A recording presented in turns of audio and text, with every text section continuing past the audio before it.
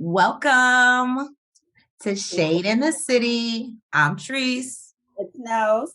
And today we're jumping back into the foolery that is before the 90 days, guys. So let's get into it and let's get shady.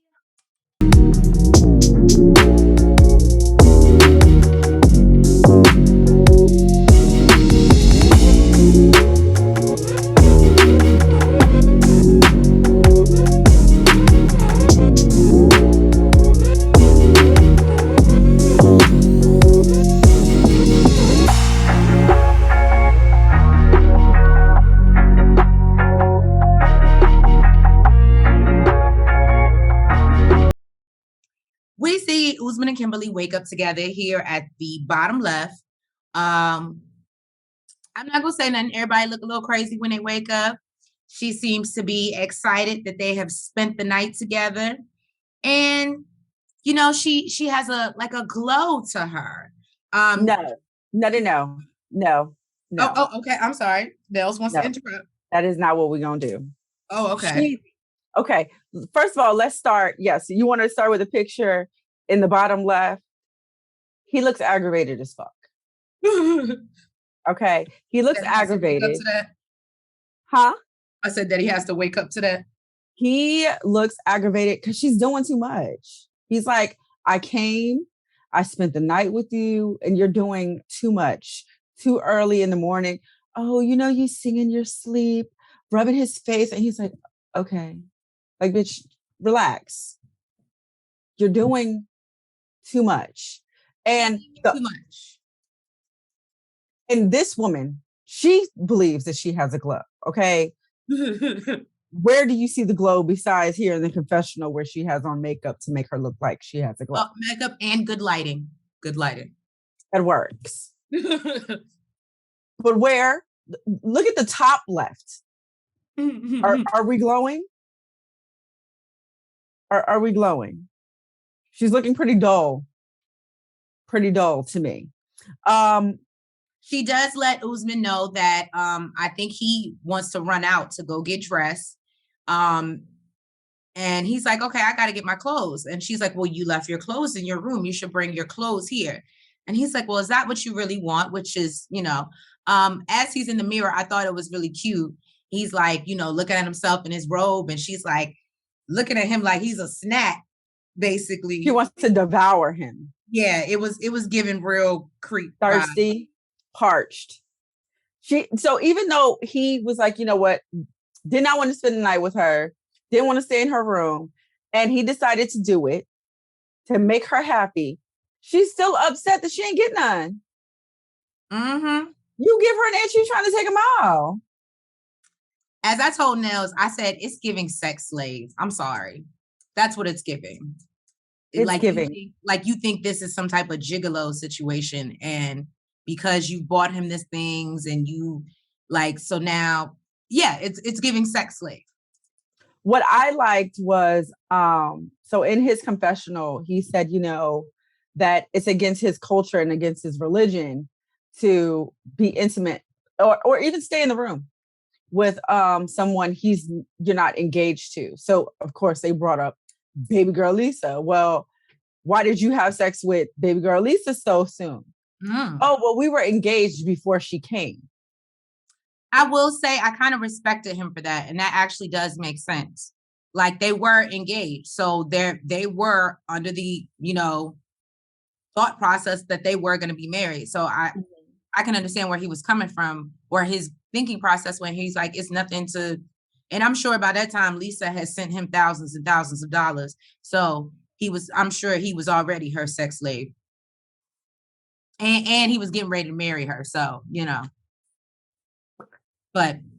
So, he is, he's decided to, pack up his room and appease this woman here. And his homies stop by. Badmus and Slam Tea. Those they're my favorite. They're her favorite. So they're like, what are you doing? You leaving? Yeah, I'm gonna move into Kimberly's room. Oh, okay, it's gonna be sex tonight and all right? this, but I have to bring attention to the fact, and I love that Trees, when she got the Can I just say, screenshot, guys, Shade Squad, I did not purposely do this. I was just trying to get both of them in the same shot. guess what? And it Guess just what? so happened, I just happened That the stars are aligned. That is what happened. Okay. That is what happened, that the stars are aligned. Now we know how many times this man has told this woman she's attractive and she's beautiful and he loves her body. But yet now he's sitting down with his homeboys talking about, I never think that she's so attractive. It's the loyalty. So we get to our good friend Ben. Me and Nels differ tremendously on the thought process. I think, I'm sorry. I think I said it last review. I think that he is being catfish. I think he is being foolish. Catfish and foolish. It just don't. I think that's how they got catfished, because you have to be foolish as hell to get catfished, right? So, we see Ben arrive. We know that Mahogany told his ass, don't come. He still got on the plane. And now he's sitting at the airport and he, walks out to the taxi stand because that's our meeting spot. He's so excited. And as you see in the top right corner here, where me and Nels are, and I have too much respect for this man to actually capture his tears. So I got it before the fact. Your kids gonna laugh at you, bro. They gonna laugh like hell. No, you know who really gonna laugh at him? Oh, his ex-wife. That's who gonna laugh. She gonna run this episode back on replay a couple times. Just for this scene. Oh my God, I didn't even think about that. Yeah, because they told him, they were like, it just, and then me and Nels and Shade Squad, hop in the comments, let us know. But for real, we just thought about it. Her name is Mahogany, but she's supposed to be from Peru. That don't seem odd to y'all?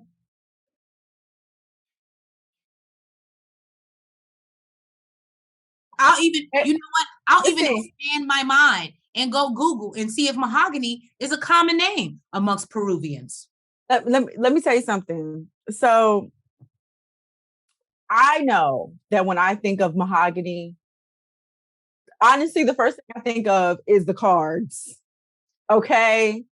And yeah, Hallmark. Right. Shout out. And what type of cards are these Hallmark Mahogany cards? They're usually dedicated to people of color.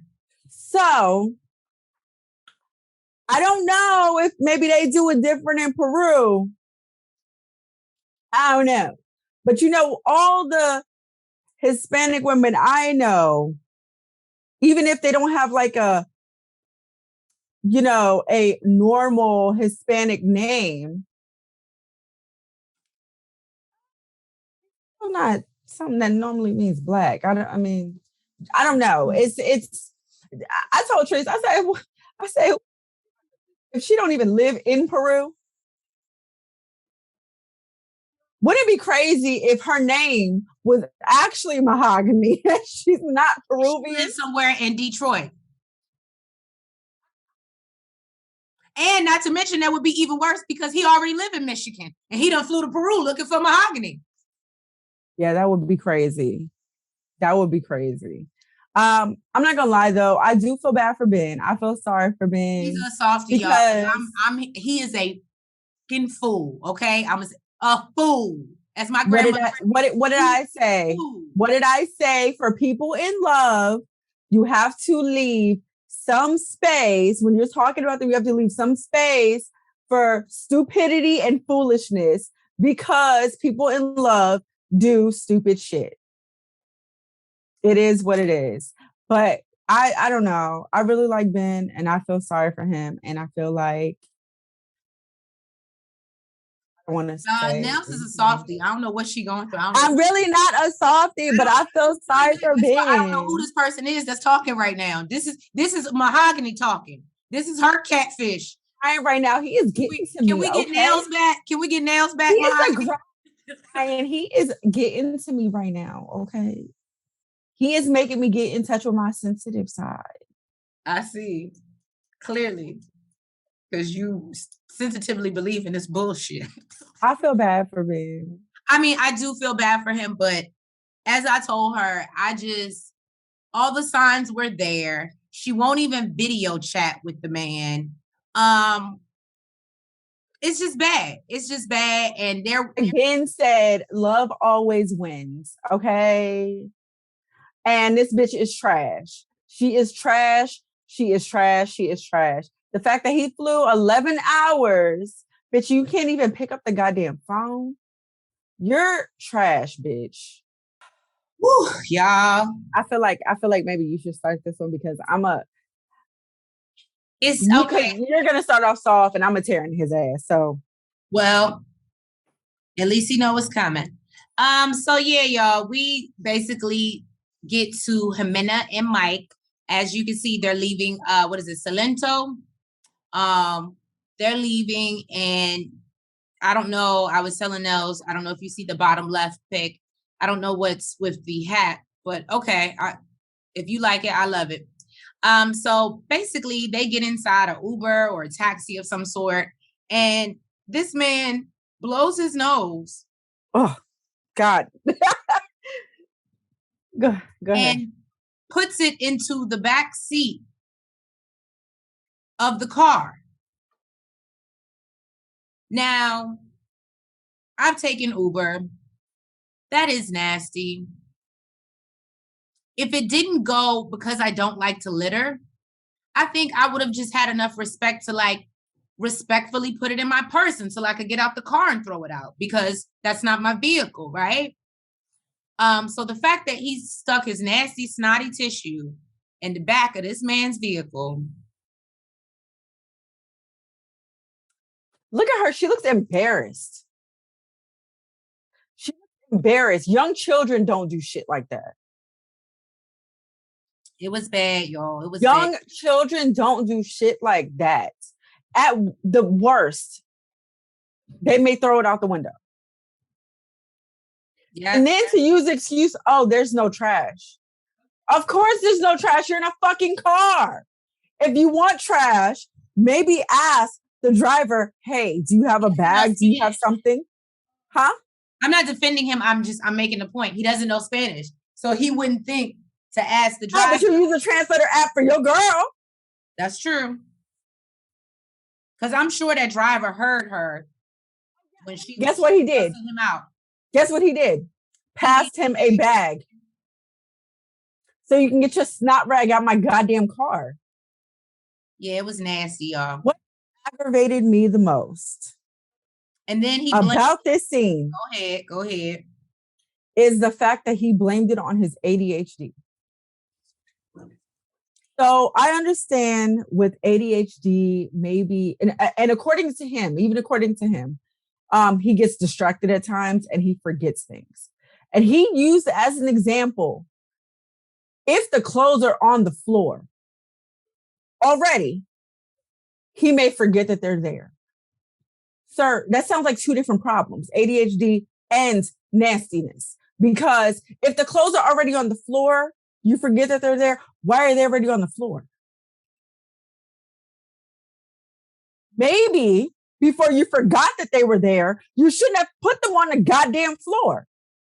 And what does that got to do with your girl's face, farting while you on top of her? What does that got to do with ADHD, sir? Well, like, you're disgusting. And you know what? The last episode, they didn't really go into how disgusting he was, because really, when I seen it, I was like, okay, this is like normal nigga disgustingness. Throwing your shit everywhere. I don't know about the burping and the farting and that shit. But yeah, no, that's a whole nother level. Then he gonna say, no, I ate such and such, and that's why I don't know. I told Nels, I feel like he is using, and correct us if we're wrong, Shade Squad, but I feel like he's using ADHD as an excuse to be nasty. I think there's a difference between. Just say you're both. Just say you're both. I left my keys. You know what I mean? Being forgetful, in my opinion, is, you know, like. And what? First of all, that you have a pile of clothes on the goddamn floor. You stepping over the shit. How do you forget them if you stepping over them? That would have been there. They shouldn't be there to begin with. I'm too clean for that. That would have irritated my soul. They shouldn't be there to begin with. Second of all, I would hope they would only be in your room. I don't know where the fuck you throwing these clothes at, but you would have to be stepping over these clothes and you're forgetting. Poor Ximena. I don't want to say poor Ximena. Apparently, ADHD causes you to levitate so that you can step over clothes and not see them. You're so stupid. I'm just saying. I don't know if it's the language barrier or what, but she seemed to try to understand. She, you know, I think she wants to try to understand. Try to sympathize. And that's what I was like, yeah, she's trying, but I already said, for me, it would have been a hard no. I think maybe it has something to do with the language barrier, because I think if she understood exactly what he's blaming it on, she'd be like, oh, okay, you have ADHD and you're nasty. Yeah, because this is not the reason for you being nasty. He's trying to make it, or to me, what he's trying to come off as, oh, this is the condition. What did he say? He said it's almost like a learning disability. Like is what learning disability. And I was like, okay, let's not do that, bro. Let's not do that. That's just my opinion. Correct me if I'm wrong, Shade Squad, but I don't. So are we saying people with learning disabilities are dirty? I'm confused. That's what it's giving me. That's what it's giving me. That's why. What does that have to do with you being nasty? So I want to start off first by saying I'm gonna say again, I really love how emotionally mature, and I just love how emotionally mature Elijah is. I love the fact that he can say, I'm sorry, Caleb. I was gonna say emotionally mature does not describe Elijah by any means. No, not Elijah. Caleb. I love the fact that he can say what he means in one statement, totally and completely get it across to you, and either leave you speechless with no motherfucking rebuttal, or he has a very intelligent rebuttal to come back with it. And he doesn't have to raise his voice. He doesn't have to get upset. I don't know. I respect it and I love it. So he's having a conversation with Alina, and he's basically, saying why he has lost or has lack of trust in her. And it's because Elijah had to bring up, the situation and have her explain it. Basically, you had no choice. You had no choice but to say what the fuck you wanted to say because Elijah brought it up. She's like, oh, okay, well, Elijah brought it up because he knew I wanted to talk about it and was scared. No, bitch. He threw your ass under the bus. Okay? That's what the fuck happened. I want to make a point that I pointed out to Nels. I love, and this does go to show his emotional maturity, I love how he held her feet to the fire. He was just like, no. Mm-hmm. The only reason that we're even talking about this now is because of Elijah. Mm-hmm. So this whole, you want to have conversations about how serious we're going to be, where this is going to go. I understand where Caleb was coming from. He was. Yeah, because according to Caleb, I guess they kind of knew that they were like dating other people. And she was dating someone, but like it wasn't serious, and that he didn't know that they were living together. I don't know how that works. Y'all on FaceTime or something like, or does a dude just stay quiet in the background? I don't know how that works. Yeah, I guess he was hiding in the bathroom or something. He was. But supposedly that was her boyfriend. They were together when he was living there, or they were living together. But I don't know. But to Caleb's point, he's basically telling her, if you hit this, I don't know what else you're hiding. And Alina, of course, feels like it's an excuse. And I want Caleb. I think it's a very good one. I think And it's a very good excuse. I agree. And then we see Elijah. He's finally going back home. I'm here for you. You need the comedic relief and shadiness of Elijah in this moment. And he basically is talking to Alina, and he's like, well, did you talk to Caleb and have your conversation that you need to have? What? Alina, you a punk bitch. Ooh. You a punk bitch, you a punk bitch, you a punk bitch. I don't know if it's because this man helps you and you're worried about. I was gonna say that. I was like, she's not trying to bite the hand that feeds, because there's no way we would have been cool after that. Like, at least for a minute, I would need some space. I don't know. But I understand. Okay, he helps you and you need him when you get back home. Right? But at minimum, we're going to have a conversation. Mm-hmm. We are at least going to have a motherfucking conversation. If we can't move past it, we can't move past it. But I need you to know that this shit pissed me off. And this is potential disowning your ass as a motherfucking friend. Okay. So that you don't do this shit again. I was going to say, because to me, that just screams disloyal. Then Caleb comes in after their conversation. And then I didn't like when Elijah's like, yeah, I just need a break from seeing your face for at least a week. And I was like, it's the shadiness for me. I mean, he probably do be doing a lot for this bitch. But we saw Caleb doing it for, a few days. And Caleb was like, I mean, this is a lot. This is a lot. But no, so Caleb basically comes in and he comes in to say his goodbyes. And as he's walking Elijah to the car, he's like, he's like, I want you to treat her right. She's a queen. She deserves nothing less than that. And basically he goes off and says, don't be a dick. And I was like, see, I think if I was Caleb, I would have been so checked out at this point because, bitch, you're a liar. And two, your friend gets on my motherfucking nerves for real, for real. I probably would have sent him off with a black eye if I was Caleb. But again, we're here for Caleb's emotional maturity. So we get to Jasmine and Gino. We see them headed out for their cute little island vacation. And as you can see, it is absolutely beautiful. I believe she said it was San Jose Island. And basically they have to take a tiny little plane over to the island. And Jasmine is just, starting to think about all the drama and things that she's put Gino through and her lack of trust. And is starting to feel guilty. When they get there, as you can see, they're like loved up, looking at the view. They look I just want to say, I just told Nels, I said, damn, is that what vacation do to you? They do. I just want to point out the fact that I think it is hilarious that when they were going through security at the airport, he was asked to take off his hat. I don't know who he paying at the network or, you know what I mean, what's in his contract. They will not show this man's head. They won't. They will not show this man's head, and he had to take off his goddamn hat. Okay? I want to know what's going on under these hats. But at least.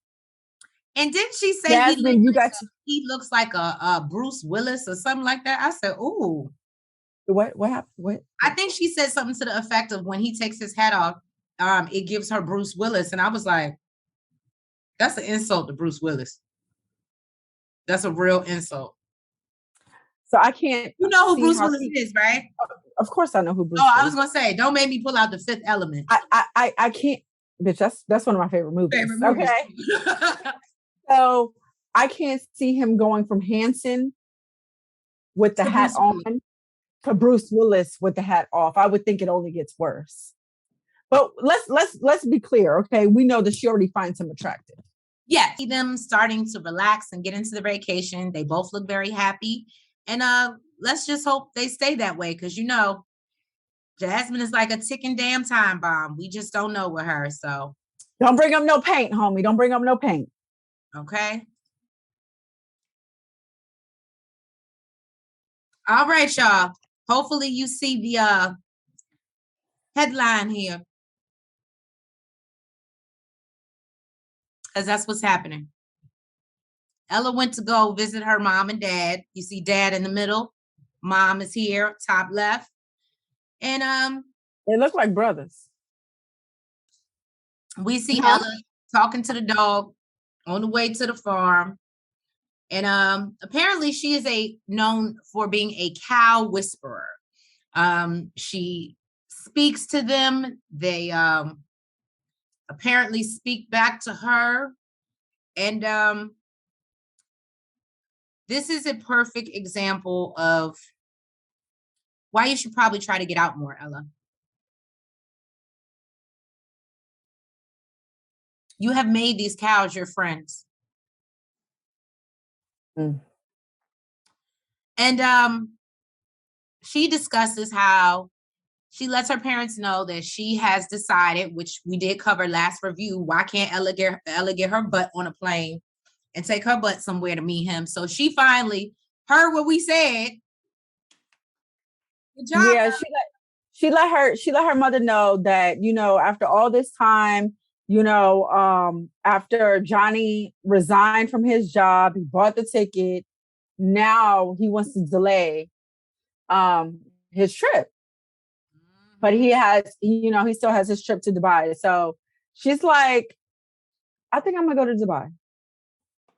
I and meet him there. And I need to do this. I need to feel, I need to touch, I need to, this is why. And then she ain't telling the parents this. She's telling this to confessional. She's telling this to us. Okay. And the mom and the dad is tired of talking to them damn cows and the dog. So the mom and the dad are not feeling it, basically the mom told her, like, you're a naive little white girl. I don't think you need to be going over there. And the daddy was like, that's not like, I don't feel like that's a good place to go right now. And Ella, she's really not trying to hear it. She's like, basically she's going, but if I need some type of financial support while I'm there, can y'all help me? The mother basically just is like, we've helped you before. And I really just don't want you to go. I'd be like, is that a yes or no? That part was not clear. I'm going to give Nails that. But she said, I'm willing to, I'll support you, whatever you decide. Bitch, are you supporting me financially? Not saying that she should expect it or she has to do it, but can I get an answer though? Because Ella clearly put her on the spot for a reason. Bitch, we got cameras here and everything. Is you gonna help me or not? Okay. Is money or not? You gonna help me pay my car note or not? Okay. The mama bringing up the bill. You got your house. Yeah, bitch, I know what I got. You gonna help me or not? And see, I guess my issue with that, and I told Nels, you can't be out here and be like, oh, I'm going to go see him. I don't care what y'all say. I don't care how you feel. But can you give me some money? Can you send me some money? But see, I don't want to say that because we got on Ella's ass about why the fuck she couldn't leave, why she won't go. So maybe the reason why she couldn't is because she can't afford to. Okay. Look at you. Look at you playing devil's advocate for Ella. You bitch, I ain't playing a motherfucking thing for your ass. I like Ella. And like, seriously, we couldn't figure out the reason why she wouldn't go or why she couldn't go. And really, it could be that she can't afford it. And who knows, Johnny might not be able to afford for her to go over there because he's got to take care of himself. He's got to take care of his kid, got to take care of his parents. So I'm not even going to get on Johnny because Johnny's got a lot on his plate. That's true. So, who knows? Maybe that's the reason. She can't afford to go, but she really wants to meet this man. So she's asking her parents for help. And not that they have to help her, of course. but I need the mama to be clear. You gonna help me or not? Yes or not? The fuck? See, Mike, I guess he heard what Ximena was really saying to him, and he definitely tried to step it up. Now, I don't know. See, I'm a little biased because my man could cook, right? So, I don't. I guess I can appreciate the thought, but he makes her some pasta. No. We're gonna call it what he called it. Okay. Oh, okay. Okay. Spaghetti with cheese sauce. Spaghetti with cheese sauce. Now, spaghetti. Can I just tell y'all the sauce? Put it like this: the cheese was not even sauce, y'all. First of all, what I'm confused about is spaghetti is tomato based. Where's the tomato sauce? Now, if you want to add cheese to it, that's do you, boo. That's spaghetti with cheese, right? Now, this is spaghetti with cheese sauce. Now, what he did was he cooked the noodles less than al dente, because clearly they wasn't even done. All right. And it looked like he used a packet that came in a Kraft macaroni and cheese box. He didn't even get the Velveeta, y'all.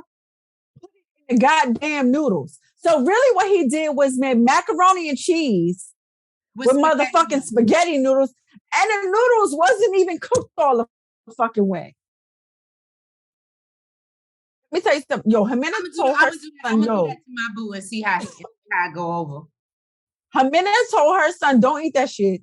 It's gonna give you colic. It's gonna give you diarrhea. Look, especially that dry ass sauce.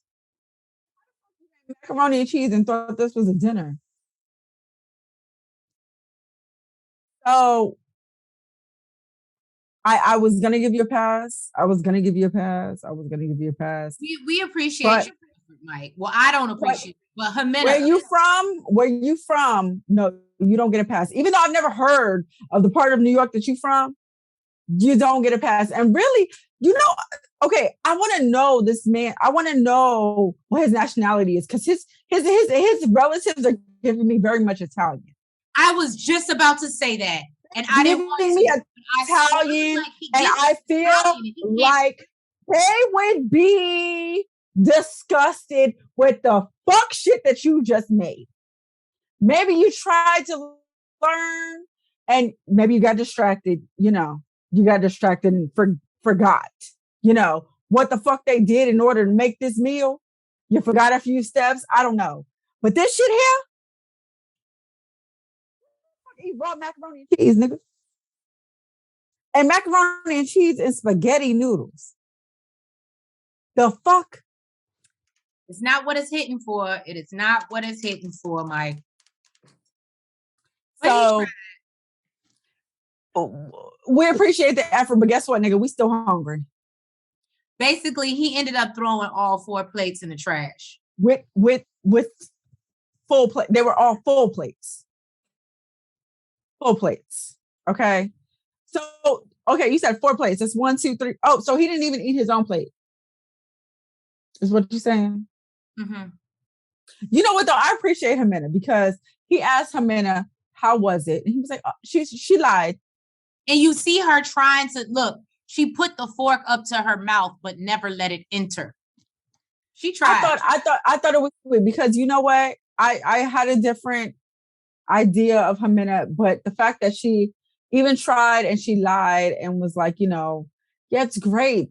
It's good. Lies you tell.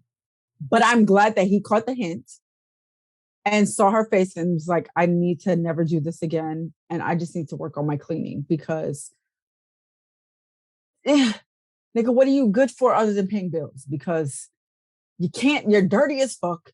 You can't cook worth a damn. Well, he's trying what to else? get better at cleaning. Huh? I said he's trying to get better at cleaning. Okay. So then we see Mike sit down with Ximena's father. I almost forgot about this part because we were just so disgusted by the meal.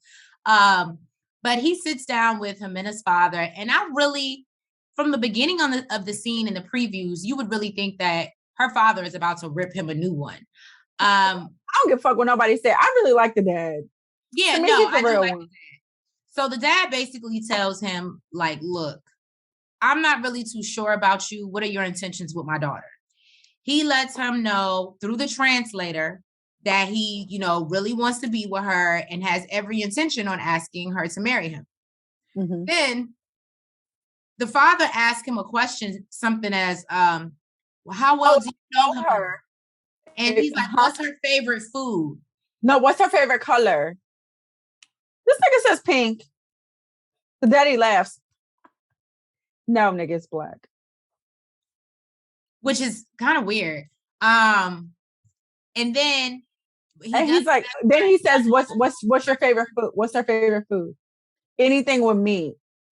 The translator goes way off the map. I don't even know what the fuck the translator said. It ain't say shit the fuck that he said. The translator said something like fish fillets or something. I know that's no. It didn't say nothing to do with food. It didn't say shit to do with food. Nothing to do with food. But you know what? He made a good point though. He said, and this is why you need to learn Spanish. Because y'all need to be able to understand each other. You want to marry my daughter, and she can't understand. Y'all can't understand each other, and y'all are using a translator app. And my grandkids, they love you. Like you need to learn Spanish. And I feel like the reason why he's saying that he needs to learn Spanish versus them learning English is because it's more them. I mean, it's her, the two kids, they all know Spanish, and it's just him. But I mean, we don't want to push that on you, being that you have a learning disability, so. Yeah, no. And basically the dad just lets him know, like, look, these kids, I mean, I'm not going to say he was kind of shitting on his daughter, but basically he told the truth. And he was just like, Ximena basically has not been stable when it comes to relationships. And these kids need he didn't say relationship. He said cases. He said cases. That's a very unique way to refer to somebody's relationship with their baby daddy. So, could I even call it a baby daddy? They one night stand. I feel like that would have been a right. That would have been a look shady moment. Daddy was and shady. A red flag, nigga. Because guess what? That's telling you, daddy knows some shit you don't know. Okay. So no, but she gonna get to New York, nigga. And guess what? Niggas up there speak Spanish, nigga. So if you don't learn it, guess what? There's niggas up there that speak Spanish. You gonna lose your bitch, nigga. Okay. And be playing stepdaddy. Look, she gonna be out while you playing stepdaddy. Let's talk about desperation, people. Because that's what Kimberly was giving in her looks like Target Teddy. Target Valentine's Day Teddy. Don't you know what? I'm not even gonna do it. Go ahead. It don't even look like she got a good like Victoria's Secret type Teddy. This gives me now. I can't even say this is Target. This might be Walmart. But anyway, point is she thought she was serving. She thought she was cute. She was giving the look for her man. And actually said that she wanted to seduce him looking this way. And because he doesn't like makeup, she didn't wear none. But I think he was referring to women his age and, women that are much more attractive. So makeup on. So Usman, and I want to give him his props in this moment. He even like bigs her up. You know what I mean? Tries to make her feel good. Like sexy mama. Yeah, my ass. You're full of shit. So she goes on and she's like, can I get you something to drink? And I will say she gives me Dr. Jekyll, Mrs. Hyde. Because the way she flips when things do not go her way is crazy to me. And definitely, what is it, Jeanette? Where's the flag? Where's the flag? It's a red flag, people. She flips so quick. They get into bed. He's like, oh, he does bring his bags to the room. And she's so excited because she's like, oh my God, you're going to actually stay with me. And he's like, yes, because we do need to take more time to really get to know each other. But as they're getting ready to get in bed and he's just trying to chill and go to sleep, and she's like, well, I don't understand why we can't have sex. And he explains to her again that we are not in that, we don't even know what we're doing. And we need to have that conversation before we have the sex conversation. And she's like, well, can we figure it out now? Like right now?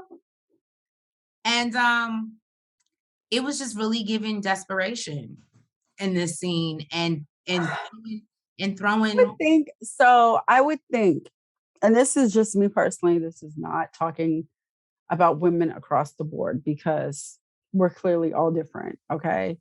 But I would think the fact that I have to beg for it and I have to ask you multiple times to give me dick, the fact that I have to even bring it up, mention it, you're not showing any interest in trying to get it, would turn me off from it. Okay. It would make me not want it anymore. But the fact that you are constantly like a fucking piranha for this shit, bitch, that alone, not just the way you look in this motherfucking teddy that you got on, or I don't even want to call it a teddy. This is a nightgown, bitch. This is a nightgown. It's not giving borderline moo-moo. Just the way you look in this fucking nightgown, but your attitude about the motherfucking D would make a nigga shit go like this. Okay, like, boo, you're doing the most. You're doing the most. Like, but it's giving disgust. Yeah, no, it's not even because I never want to, we are not going to body shame or say anything like that. For me, it's your fashion choices in this moment when you're trying to seduce. And it's your attitude and the thirst. And I don't think that's attractive to any man. See, Alina, I'm ready. You stupid. We see Alina and Caleb, and they decide they're going to a bathhouse, which I absolutely love. I love bathhouse. I love hammams. Like I am all about that whole experience. And so you can see they're just relaxing. He's taking his mind off of all the drama that they've recently went through. And basically we learned that he had a conversation with one of his friends back home, and his friend encourages him to look past the fact that she may have lied a little bit or a bigger bit, whatever. Look past the fact that she lied. They have 13 years of history and, conversation and whatever. And that he should continue to figure out if this is what he wants to do with her. And so it was a cute little moment. And then they sit down for tea or whatever. And he basically lets her know that he's looking to move forward past that whole thing and just completely forget about it.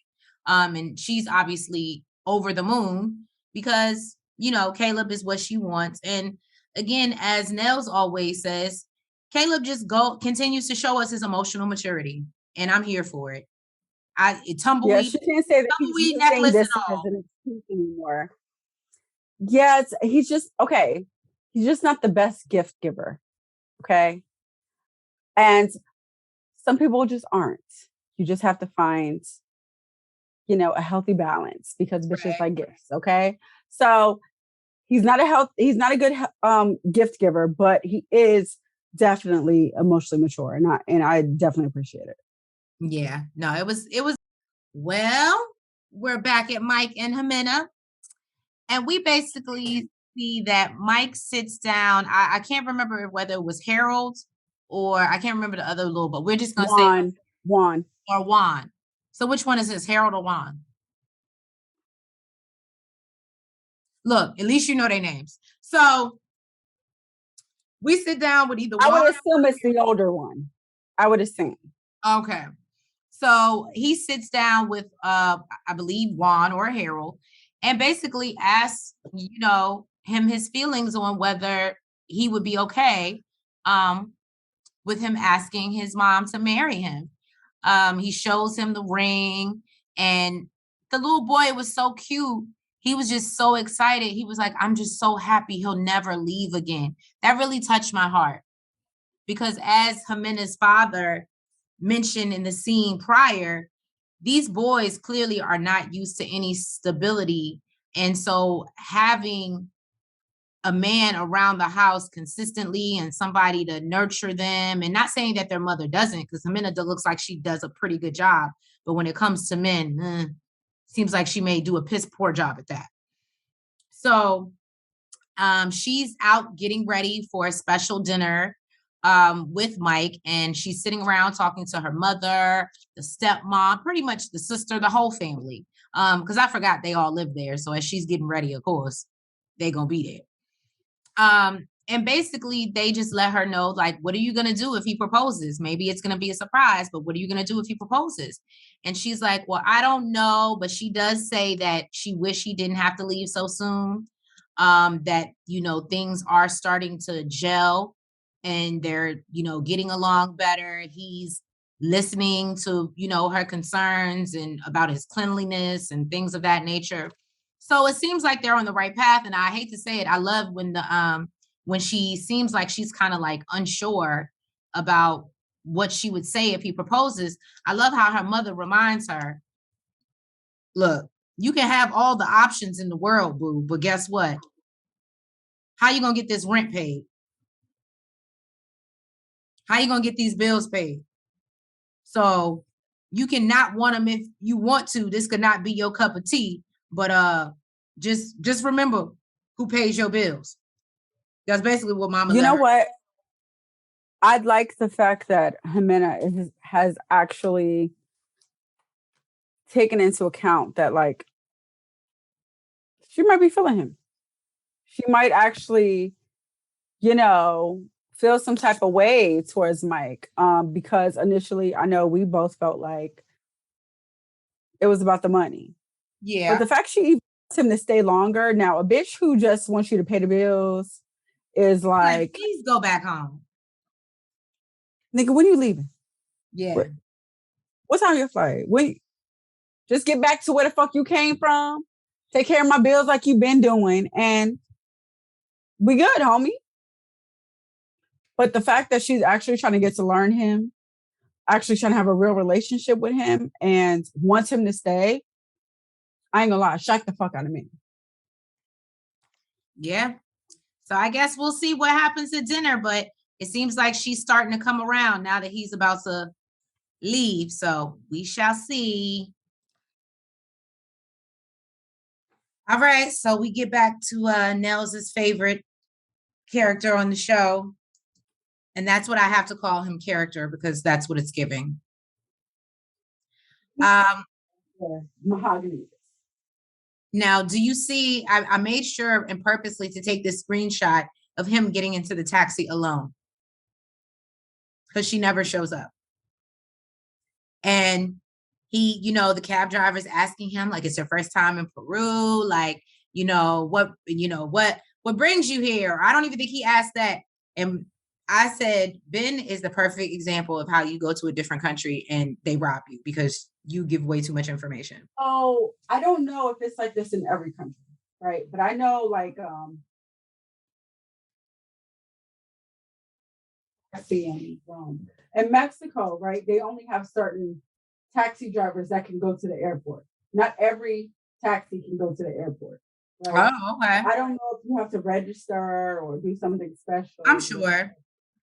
So I would hope possibly maybe it's the same thing in Peru. So he may or should be okay with telling this guy, yes, it's his first time in Peru, because I feel like when you leave the country, that's the first thing they ask. Oh, it's your first time here. They know you're not from here. Yeah, but you don't tell them I'm here by myself. I got stood up by a catfish named Mahogany. Well, I never went by myself. So. Okay. You didn't ask me about myself. That's all I'm saying. It gives you're opening yourself up.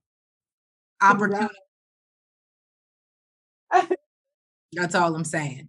But yeah, no, he gets back to the hotel and he starts to really think about it. And he's like, I think one of producers asked him, like, what do you really think that she's like real? And he's like, I think there's only a 3% chance. That she's a catfish. I think that you need to flip those ratios around, bruh. That she's a 3% chance that she's It's real. a 3% chance that mahogany is actually mahogany. And it's probably a 97% chance that mahogany is not who she says she is. And it's probably some man named Bob sitting behind a computer. Let me just say this. Okay. I just want to go to bat for Ben real fast. Okay. He's 52, Trees.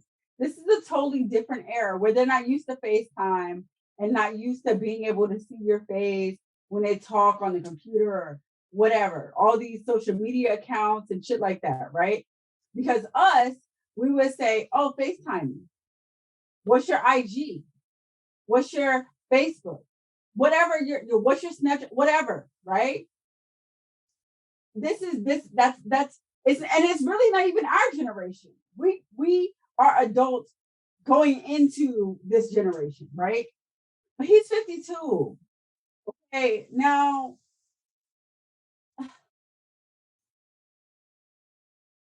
see, the definition of someone that is insane is somebody who does the same thing expecting different results. That's all I'm saying. So don't be shitting on mahogany because she got some sense and he keep doing the same stupid ass thing. Woo, y'all. Usman is not here for the bullshit, okay? And I think we finally get to see who the real Usman is outside of Soulja, because we saw him cursing. Now he's like,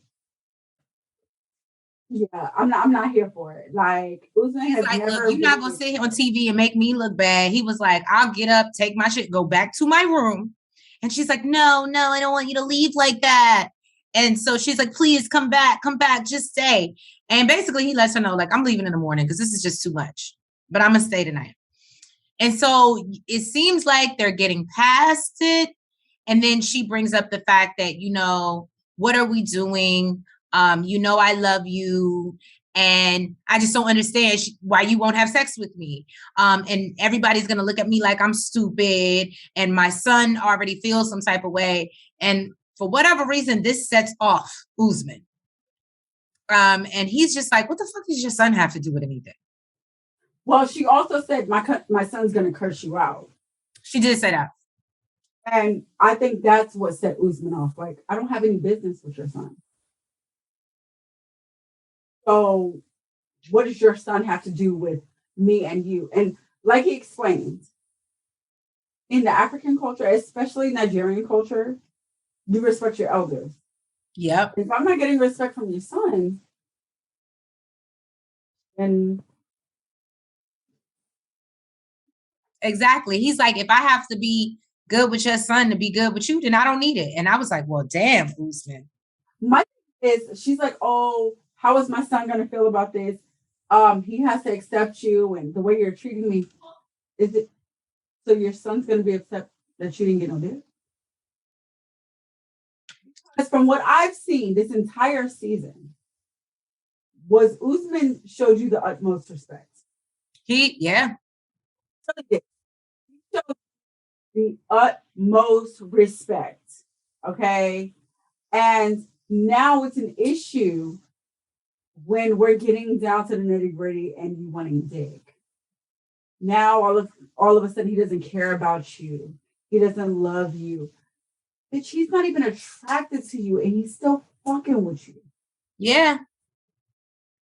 Facts. Something more than we're understanding. Okay? Because he had a whole other bad bitch named Zara, who the song was about, that he really could have been fighting for. But yet he brought you, he had your ass come over there talking to you. and treating you respectfully, even going against his friends and management team for you. And all of a sudden he's disrespecting you because he won't give you no dick.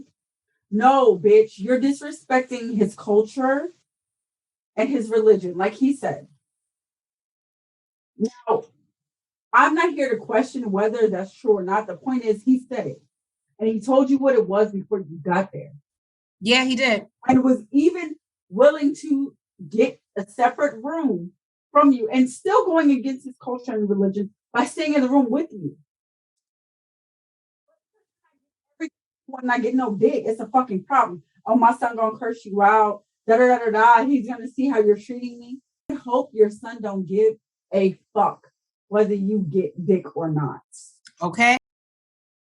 All right. So I guess TLC saved the best for last. So we get back to Jasmine and Gino and their beautiful island vacation. It looks like they're still like they're on a honeymoon. They're just really in like love lands. Paradise. Yeah. And they sit down, stop and have a drink and have a talk. Jasmine lets us know that something happened that morning and she's having a hard time holding it in. And I will say that she did a very graceful job in speaking with him.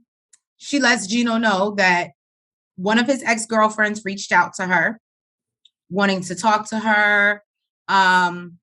And she was just like, she was like, I didn't even entertain it. Like, I blocked her before, she said something about you guys had talked.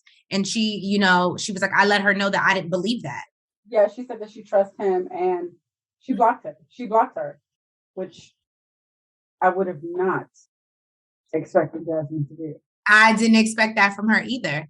And so basically she just lets him know that, yeah, she reached out, but I blocked her. But she did try to send me something else. So you see, as we can see in the photo, he is mad uncomfortable. He's twitching, his eyes twitching, like he's giving all the nervous energy. And Jasmine clearly a lot of Hanson. What'd you say? Giving Hanson. Yes, he was giving a lot of Hanson. And Jasmine picks up on this energy. And so she's like, well, why is that your reaction? Because she even told him, she was like, because I trust you, I know normally I go off, I lose my mind, but she's just like, no, I trust you. So I don't feel the need to react that way. He's just like, okay. And then he lets us know in a confessional that it's not good, y'all. He said, whatever he did, he lets us know it's not good. And he's like, I wish I could take it back, but it's not good. So then Jasmine is just so thrown off by his guilty ass reaction that she's like, well, no, first she asked him, well, did you have any contact with her? So he admits that he was talking to her, which throws Jasmine for a loop. And she's like, well, how recently? And he was like, oh, not too long. I just let her know that I found the love of my life. And she was like, well, when was that? I need dates. Mm-hmm. So he lets her know it was like 2 to 3 days ago. So now, even still, the Jasmine that we've seen on prior episodes still doesn't even come out. Now, granted, you can see it brewing. It's like a little kettle. Just brrr. Paradise. She's in paradise. But I'm telling you, it does that to you, girl. But she's still trying to, hold herself together. And then she's like, I'm going to unblock her and see what she wanted to send me. Y'all. What got me was she asked him, did you send her naked pictures of me? What? I'm thinking it's going to be something like he's talking to the girl or he's telling her the same thing he's telling Jasmine. But I'm not going to lie to you. In this moment, and I'm sure they cut the cameras and we'll see them later and we'll see her going off. Yeah, no, it would have, that's such a violation. The fact that this woman is even giving you the time of day. We know she can do better. We know she's out of your league. and the fact that she even wants to send pictures or even allow you to see her naked and you share that with someone else, I was disgusted with Gino. Yeah, y'all. This was a really, I'm kind of disgusted with you, Hanson. You need to do better. And I hope you have a good explanation for the shit. I hope it's a lie. Did you just call him Hanson? I did. I said I'm no longer calling him Gino. He lost that respect. I'm not putting no respect on his name no more. Oh, shit. Okay. All right, Shade Squad. Thank you guys for tuning in to another review of Before the 90 Days. This is, I think, episode 8. So I think we may have 2 or 3 more to go. They usually drag it out past 10. So we'll see what happens. But I can't wait to see what's going to happen with Gino and Jasmine, honestly. We do see in the preview. Hanson and Jasmine. Oh, Hanson and Jasmine. Yes, I'm sorry. Ben. Nels wants to see what happens with Ben. I think he gonna be out here looking for this. I'm sorry. I'm not here for the food. Even if he does like the other guy from 90 Day Fiance and he like goes on a search or whatever, I mean, I'm good with it. So I don't care. I have no I have no words for that. Anyway, she is, again, it's called insanity. So therefore, we do get to see next episode Hamza Memphis, and she's asking for a prenup, and he's like, "We know divorce. Why we know divorce? I don't understand." She basically lets us know that she feels like he may be irresponsible. So why are you marrying him, Memphis? But this brings me to the point that Hamza made. Do you want me or do you want the marriage? Exactly. Because right now, with all these red flags, you're giving that you just want the marriage. You just want to be married. And did she say she was married? Yeah, she was married. She was married. And no shame. I feel like once you've been married and it don't work divorced, you don't want it again. No, you don't want it again. Not no bullshit. I mean, yeah, exactly. Not no bullshit. It's like either I'm gonna fuck with you, like we just gonna kick it, or if you offering everything the fuck I'm looking for that I wasn't getting before, then maybe. But nigga, she's not offering shit. I mean, he's not offering shit. Some quick dick. All right. So we want to super quick. So we want to thank you guys. Please make sure that you are liking the video and commenting, and make sure that you are subscribed and hit the notification bell, and make sure that you follow us on all social media platforms. And we will catch you guys next week for another episode of Before the 90 Days.